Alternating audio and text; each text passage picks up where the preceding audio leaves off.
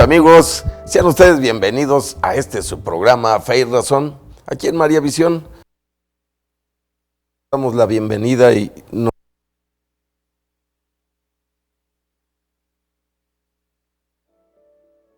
con nuestra trivia, con nuestras dos preguntas pendientes.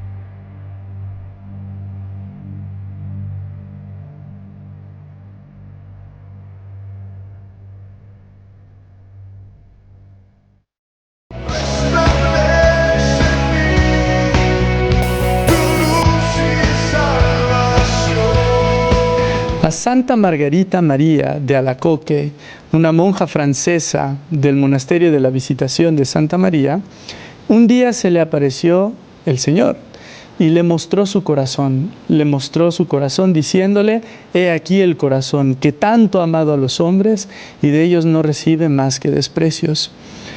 La devoción al Sagrado Corazón de Jesús y lo que la Iglesia nos invita a celebrar hoy, la fiesta del Sagrado Corazón de Jesús, no solamente tiene sus orígenes en esta aparición del Señor a Santa Margarita María, sino que pues tiene su origen en la cruz, en donde Jesucristo nos muestra su corazón atravesado por nuestros pecados, correcto, pero sobre todo por el amor que le movió a entregarse a los hombres. Si nosotros pudiéramos decir ¿por qué murió Jesús?, tendríamos que decir: a Jesús le explotó el corazón. Jesús no encontró otra forma de amarnos más que entregarse hasta derramar la última gota de su sangre por nosotros.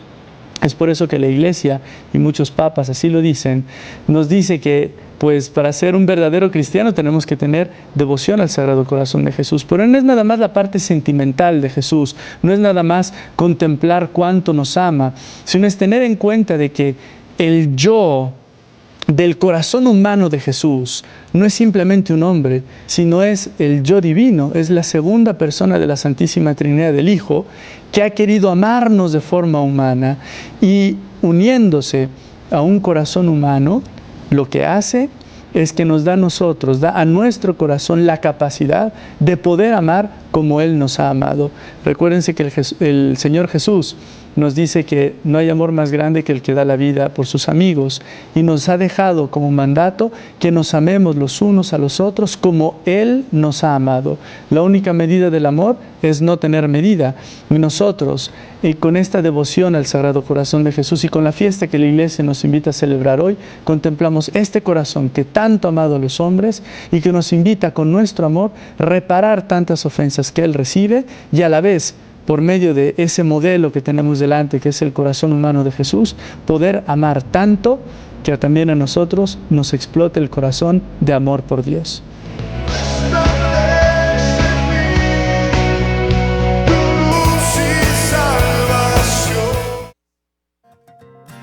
Meche, ¿ya sabes la noticia?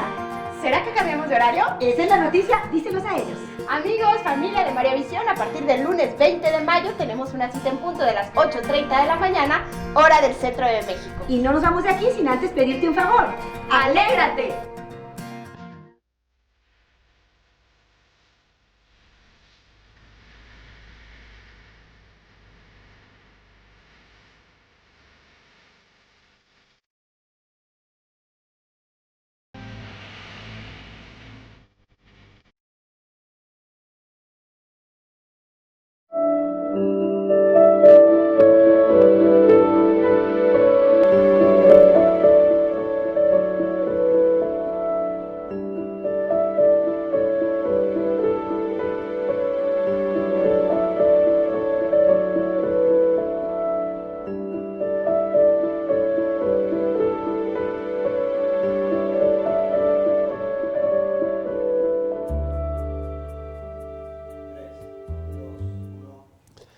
¿Qué tal, queridos amigos? Sean ustedes bienvenidos a su programa Fe y Razón, aquí en María Visión, el oasis de la televisión. Ahora que tratamos el tema de los doctores de la iglesia, pero antes de eso, amigos, los invitamos a participar en nuestra trivia, teniendo a la mano lápiz, papel y su Biblia, para que participen con nosotros, comenzando con nuestras dos preguntas pendientes. Primera de las cuales, ¿dónde dice la Biblia que somos un solo cuerpo y un solo espíritu? Como una es la esperanza a que han sido llamados, un solo Señor, una sola fe, un solo bautismo. Esto, amigos, lo encontraremos en Efesios capítulo 4, versículos 4 al 5. Repito, Efesios 4, versículos del 4 al 5. Segunda pregunta pendiente, ¿dónde dice la Biblia? No seamos ya niños, llevados a la deriva y zarandeados por cualquier viento de doctrina, a merced de la malicia humana y de la astucia que conduce engañosamente al error. Esto lo encontraremos también en Efesios capítulo 4, versículo 14. Repito, Efesios 4, 14. Recuerden que estamos compartiendo con ustedes pasajes apologéticos, es decir, pasajes de la Biblia que condenan y maldicen, porque esa es la palabra, a los sectarios, a los que provocan divisiones. Primera pregunta para el día de hoy, también apologética. ¿Dónde dice la Biblia? Algunos, desviados de esta línea de conducta, han venido a caer en una vana palabrería. Pretenden ser maestros de la ley sin entender lo que dicen ni lo que tan rotundamente afirman.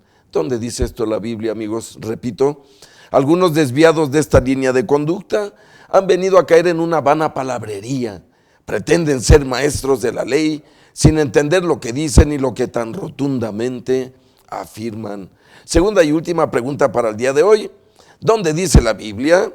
Se han desviado de la verdad al afirmar que la resurrección ya ha sucedido y pervierten la fe de algunos. Sin embargo, el sólido fundamento puesto por Dios se mantiene firme, marcado con este sello: el Señor conoce a los que son suyos. Repito, ¿dónde dice la Biblia? Se han desviado de la verdad al afirmar que la resurrección ya ha sucedido y pervierten la fe de algunos.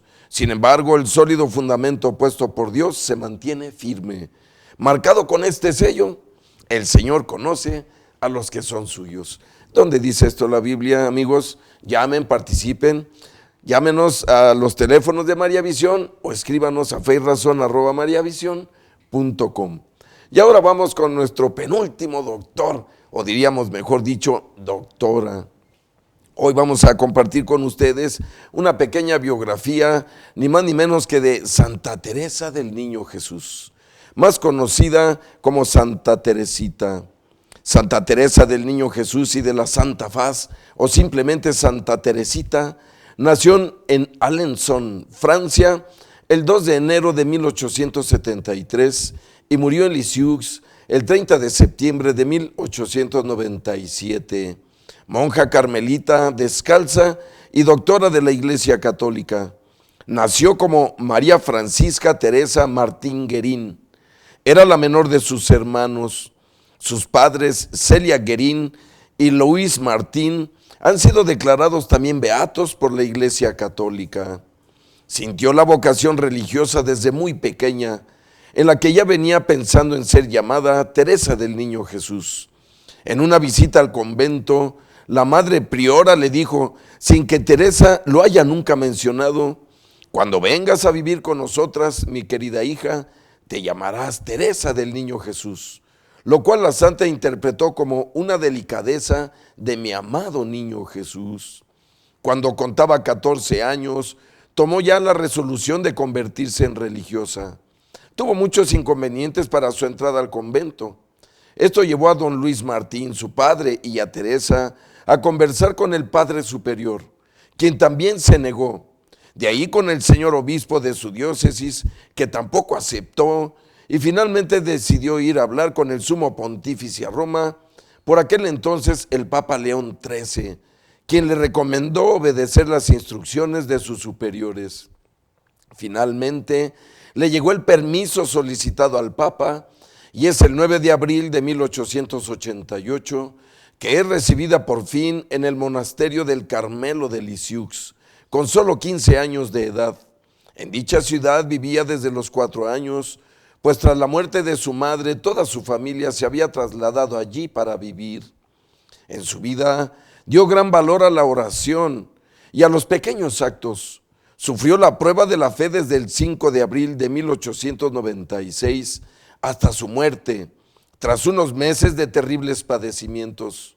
Sus últimas palabras fueron: «Oh, le amo», mirando a su crucifijo, y un instante después: «Dios mío, te amo», le dijo antes de morir. El centro de su espiritualidad fue la misericordia y el amor de Dios. Por encima de todo, enfatiza siempre la misericordia divina, ante la cual confía ciegamente, y por eso nada hay que temer. Ante todo, Dios Padre es Padre, y Jesús es su Hijo misericordioso. Escribió Teresa: «Oh Jesús, estoy segura de que si por un imposible encontraras un alma más débil, más pequeña que la mía, te complacerías en colmarla de favores aún más grandes, si tan solo ella se abandona con entera confianza a tu misericordia infinita». En una carta escrita el 17 de septiembre de 1896, cuando contaba 23 años de edad, a su hermana escribe la frase que resume el mensaje e ideario de Teresa, sus ideas y pensamientos más arraigados, el motor de su existencia, y escribe: «La confianza, y nada más que la confianza, es la que debe conducirnos al amor de Dios». Se ha vinculado su espiritualidad con la de la santa contemporánea, nuestra Faustina Kowalska, con su devoción a la divina misericordia. Su doctrina habla de que Dios está en todas partes y de que son los sencillos actos hechos con amor el camino hacia la santificación. La santidad, decía, no consiste en esta o la otra práctica, sino en una disposición del corazón que nos hace humildes y pequeños entre los brazos de Dios, conscientes de nuestra flaqueza y confiados hasta la audacia en su bondad de Padre. Figura amable y admirable, cuyo perfume flota todavía en el ambiente. Santa Teresita, como se le conoce comúnmente, era una niña de 4 años cuando ya se podía adivinar, bajo sus apariencias endebles y melancólicas, una de esas almas que no saben mirar atrás. Su madre nos habla en una carta de su obstinación casi invencible, ya desde sus escasos 4 años. Cuando ella dice no, nada puede hacerle ceder. Se la puede encerrar un día entero en el sótano sin conseguir un sí, y ahí pasaría la noche. Ella misma nos dice que tenía muy desarrollado el amor propio. Era ciertamente caprichosa e imperiosa, pero desde la más tierna edad aprendió a conocerse y a dominarse. Con una naturaleza como la mía, decía Santa Teresita, si no hubiera sido educada por padres virtuosos, habría llegado a ser muy mala y tal vez a perderme eternamente. A través de la naturaleza, la vida se presentó a su espíritu infantil llena de encantos. Sus primeros años transcurren entre las sonrisas de los jardines y las gracias de las praderas. Más tarde nos reveló ella misma aquellas primeras sensaciones con estas hermosas palabras. Y decía: aún siento los goces profundos y poéticos que nacían en mi corazón a la vista de los campos de trigo esmaltados de amapolas, de azulinos y margaritas. Ya entonces amaba yo las lejanías, el espacio, los grandes árboles, en una palabra, toda la bella naturaleza arrebatada, y transportaba todo a mi alma hasta los cielos. Afectuosa, tierna, soñadora hasta el llanto, conocía esa exaltación imprecisa y soberana de la cual han sido poseídos todos los verdaderos amantes de la naturaleza. De un día de lluvia y de tormenta, en que se paseaba por las afueras de la ciudad, escribía: ya la hierba y las grandes margaritas más altas que yo centelleaban de piedras preciosas. Su padre iba con frecuencia a pescar, llevando consigo a su reinecita, como él le decía, Pero mientras el pescador sostenía la caña sin cansarse, la niña enmudecía envuelta en el ensueño, escuchando los ruidos lejanos y el murmullo del viento, y recogiendo las notas indecisas de la música militar que llegaba de la ciudad y que envolvían su alma en un velo de melancolía. Aún no había cumplido 5 años cuando la muerte de su madre vino a ensombrecer el cuadro risueño de su infancia. No se acuerda de haber llorado mucho, pero todo cuanto vio entonces la impresionó vivamente. Un momento se encontró sola delante del ataúd, puesto en pie en el corredor. Mirólo de arriba abajo, levantando la cabeza para ver mejor. Jamás había visto ataúdes, escribió, pero me di cuenta de lo que significaban. Parecíame muy grande. Muy grande le pareció también la muerte a Santa Teresita a través de toda su vida, pero nunca tuvo miedo de ella. Sin embargo, desde este momento se abre un nuevo periodo en su existencia. Su carácter cambia por completo. De expansiva y vivaracha se hizo tímida y sensible hasta el exceso. Una mirada bastaba para hacerla llorar.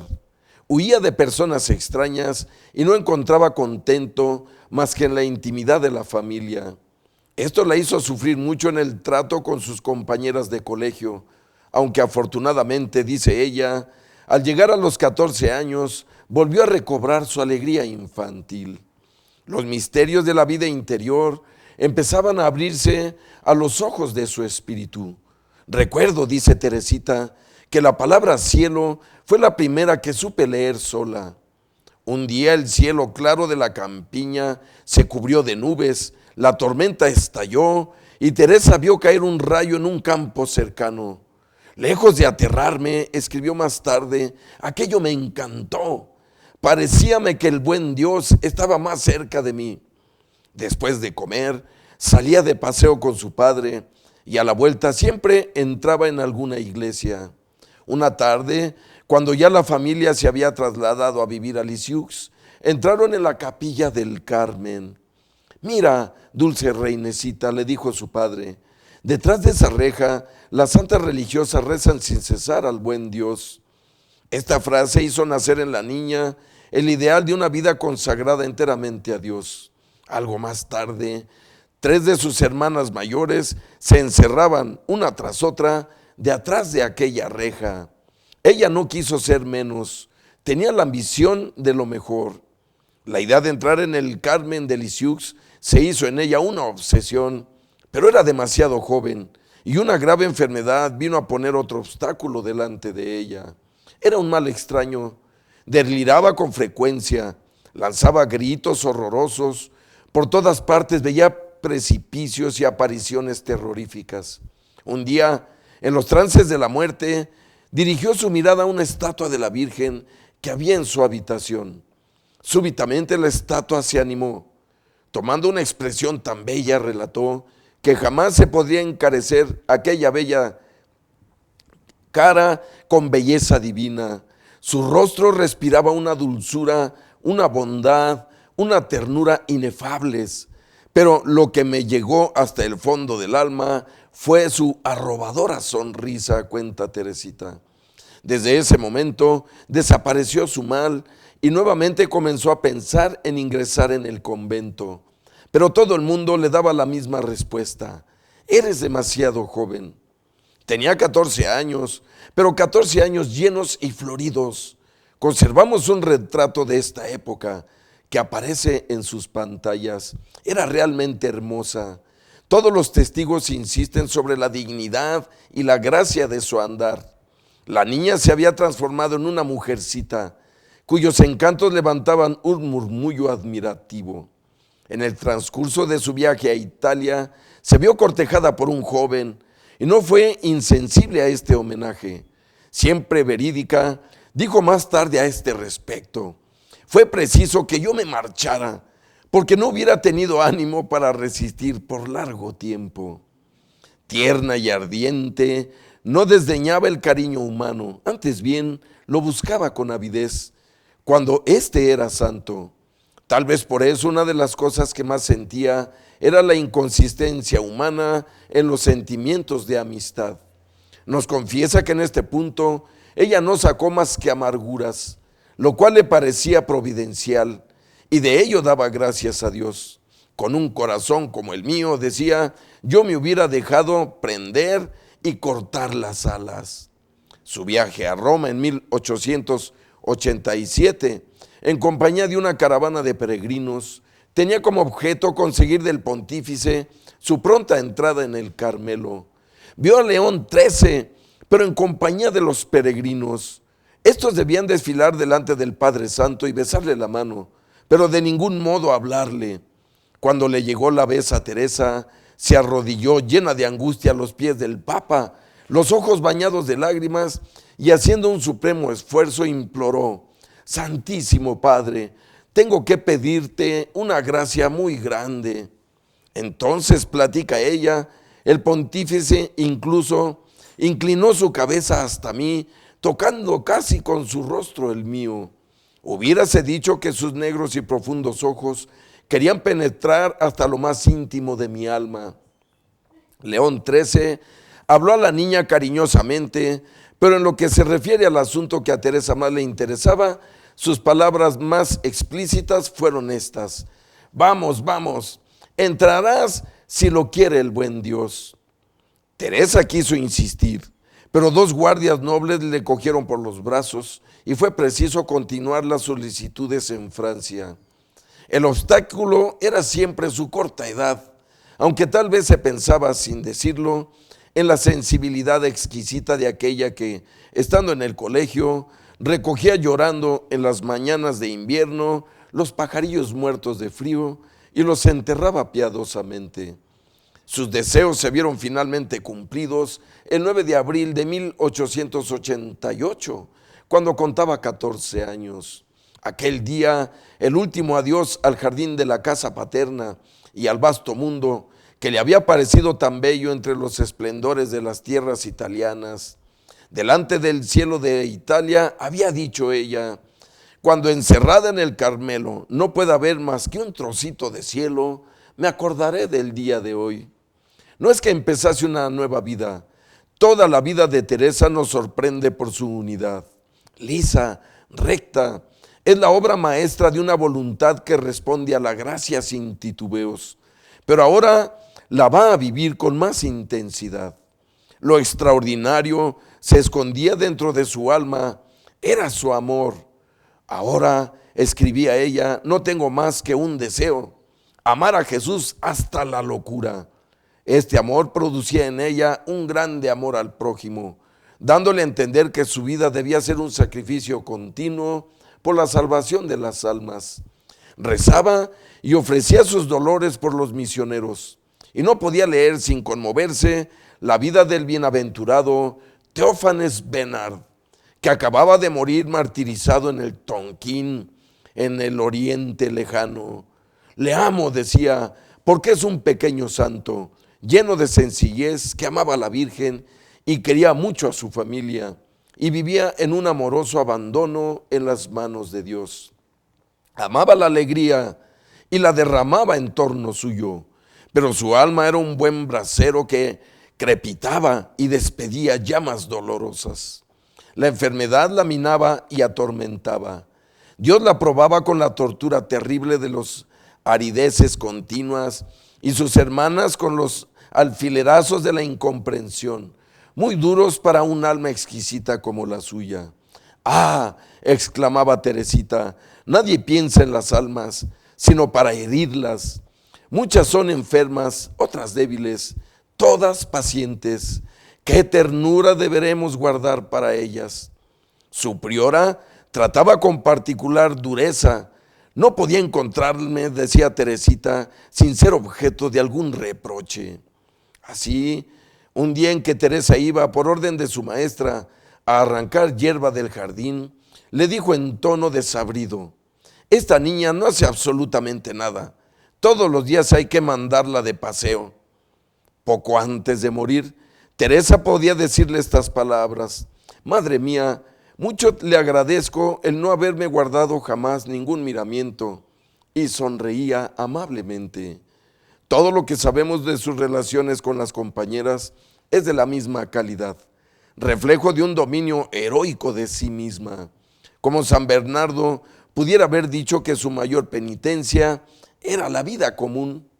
Así pasó sus 10 años de clausura, siguiendo la regla con estricta puntualidad, aunque con tal suavidad y discreción que hasta después de su muerte las hermanas no se dieron cuenta de que habían vivido con una santa, pero su alma de fuego se consumía bajo aquella apariencia de regularidad y dulzura. El amor debilitaba su organismo, menos fuerte que su voluntad. El Viernes Santo de 1897, contando 24 años escasos, después de haber prolongado la oración hasta medianoche, se acostó muy fatigada. Al poco rato sintió subir una oleada de su pecho y hervir en su garganta.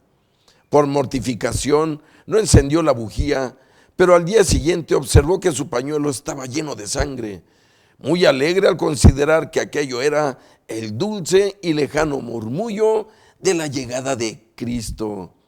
Ya nada me impide volar, decía entonces, porque no tengo otro deseo que amar, hasta morir de amor. Por aquellos días empezó a hablar también de la lluvia de rosas que habría de caer sobre la tierra después de su muerte. Hablaba con una abundancia maravillosa, como si al acercarse el cumplimiento de su misión se la libertase del silencio por una sobrenatural consigna. En cama su agonía se prolongaba días enteros. No voy a saber morir nunca, decía ella, en medio de los más terribles sufrimientos. No creía que fuese posible sufrir tanto, decía, pero no me arrepiento de haberme entregado al amor. De repente, un grito de amor, el último, oh, yo le amo, yo lo amo, Dios mío. En este momento se sintió un rumor de alas. Una tórtola vino del jardín y se posó en el borde de la ventana, desgranando su líquido arrullo. La cabeza de Teresa, que parecía inclinada para siempre, se irguió. Su tez se puso fresca y rosada. Sus ojos parecían mirar con arrobamiento una cosa lejana. Después se cerraron para siempre. Eran las 7:20 de la tarde del 30 de septiembre, tras una agonía de 2 días en Lisieux, en Normandía, en Francia. La lluvia de rosas empezó inmediatamente. La pequeña vida, desgranada en el silencio del claustro, fue la admiración de todo el mundo. Las maravillas se multiplicaron y se dio comienzo a las peregrinaciones. Los hombres recogieron con amor todos los recuerdos y reliquias de la santa, y entre ellos sus escritos. Sin darse cuenta, había escrito cosas muy bellas. Es cierto que no tiene gran valor literario su poesía, ni tampoco se pueden dar importancia a algunas pinturas que dejó. Ella tampoco se la daba. En cambio, su prosa, la historia de un alma, tiene un sello profundamente personal. Es una bella prosa, amplia, armoniosa, vibrante, de una fluida elegancia, su máxima obra escrita. Esta historia de un alma es su mismo ser espontáneo y natural, como el agua que emana de la fuente. Fue beatificada en 1923 por el Papa Pío XI y canonizada en 1925 por el mismo Pío XI, quien también la declaró en 1927 patrona de las misiones, aun cuando nunca salió del convento, pero siempre rezaba por los misioneros y siempre fue su deseo ardiente el convertirse